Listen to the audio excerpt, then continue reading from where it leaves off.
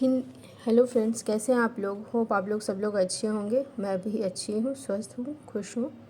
चलिए, आप लोग के सामने एक अलग विषय लेकर के मैं प्रस्तुत हुई हूँ। उसका शीर्षक है मैथिली शरण गुप्त का कवि परिचय।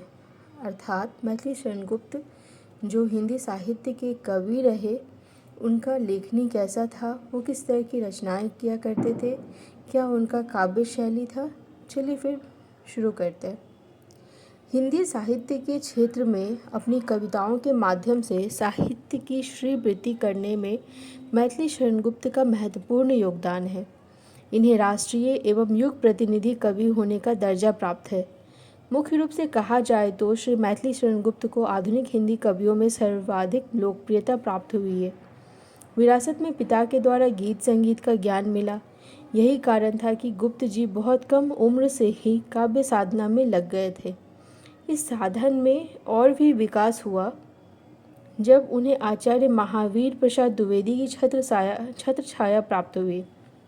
तदुपरांत उनका काव्य सृजन और भी विकसित हो गया। अपनी रचनाओं के बल पर ही, उन्हें व्यक्त विचारों और भावों के आधार पर ही श्री मैथिली शरण गुप्त को राष्ट्रकवि होने का गौरव हुआ। इन्हें अपनी जीवन काल में दो बड़े प्रबंध काव्यों की रचना की। पहला साकेत और दूसरा यशोधरा। साकेत के अंतर्गत लक्ष्मण की पत्नी उर्मिला का विरह वर्णन है, तथा वहीं दूसरी ओर यशोधरा काव्य में सिद्धार्थ अर्थात गौतम बुद्ध की पत्नी यशोधरा के विरह वर्णन दार्शनीय है।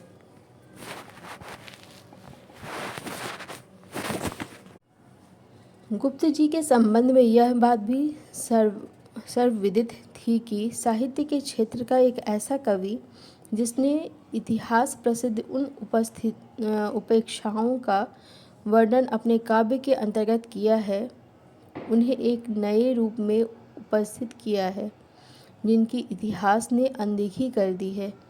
इस अर्थ में देखा जाए तो गुप्त जी एक सच्चे राष्ट्र कवि थे। यह राष्ट्र प्रेम का भाव उनकी कविताओं का सशक्त स्वर था, जिनका रूप लगभग उनकी सभी काव्य कृतियों में देखने को मिलता है। गुप्त जी को गांधीवादी एवं भक्त हृदय कवि भी कहा जाता था। वे राम के भक्त तो अवश्य थे, किंतु सनातनी थे। यही कारण है कि राम को देखने का दृष्टिकोण तुलसी के दृष्टिकोण से बिल्कुल भिन्न है, और इसी भिन्न रूप का वर्णन उन्होंने साकेत में किया है। मैथिली शरण गुप्त के संदर्भ में यह भी कहा जाता है कि भारतेंदु के प्रयासों से राष्ट्रीयता का जो नन्हा पौधा लगाया गया था, उस पौधे को अपनी साधना से सींच कर पुष्पित और पल्लवित गुप्त जी ने किया। इस क्रम में 1912 ईस्वी में भारत भारती जैसा कविता लिखकर उन्होंने जन जागरण के मध्य शंखनाद किया। यह जन जागरण कुछ ऐसा था जिसमें ना तो जाति और ना धर्म का भेदभाव था, और ना बड़े छोटे का, और ना ही राजा रंग का। गुप्त जी ने अपनी रचनाओं के माध्यम से अतीत के गौरव का गुणगान किया।